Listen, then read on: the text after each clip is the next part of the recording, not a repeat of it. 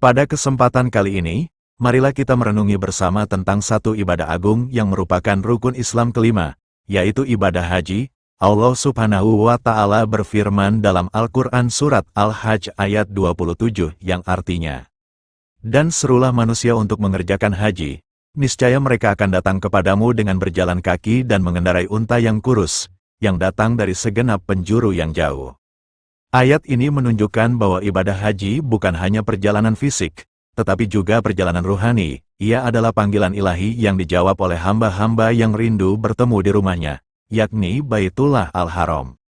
Adapun poin keutamaan haji adalah, 1. Haji adalah kewajiban bagi yang mampu.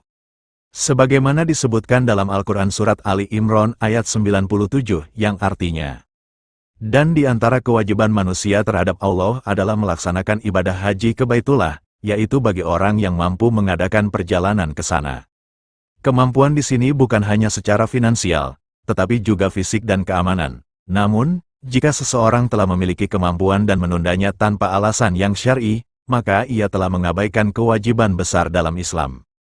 Dalam hadis riwayat Tirmidzi, Rasulullah bersabda, "Barang siapa memiliki bekal dan kendaraan yang dapat mengantarnya ke Baitullah, namun tidak menunaikan haji, maka tiada bedanya baginya apakah ia mati sebagai Yahudi atau Nasrani." 2.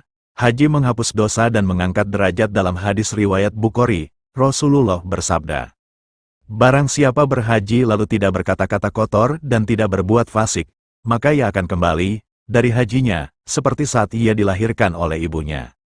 Bayangkan, saudara-saudara sekalian, seluruh dosa kita dihapuskan. Ini adalah kesempatan penyucian total yang tidak dimiliki dalam ibadah lain dengan bentuk yang sama.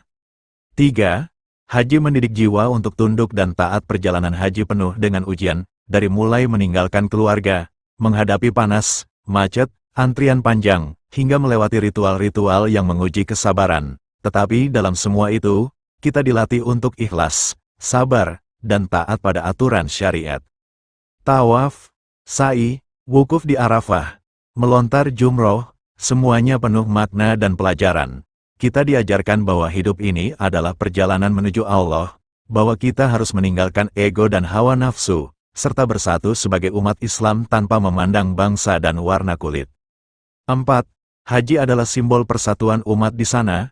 Berjuta-juta manusia dari berbagai belahan dunia berkumpul dalam satu tujuan, satu pakaian, satu niat, menyembah Allah. Haji membangun semangat ukhuwah Islamiyah yang luar biasa. Tidak ada kasta, tidak ada jabatan, yang ada hanya manusia sebagai hamba Allah yang sama-sama tunduk di hadapannya. 5. Balasan surga bagi haji yang mabrur. Dalam hadis riwayat Bukhari Muslim, Nabi Shallallahu Alaihi Wasallam bersabda, "Haji yang mabrur tidak ada balasan lain selain surga."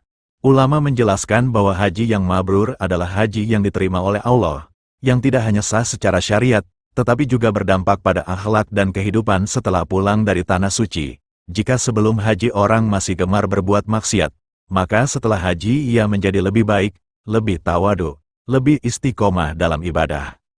Marilah kita mempersiapkan diri untuk menunaikan ibadah haji, baik secara materi, ilmu, maupun niat.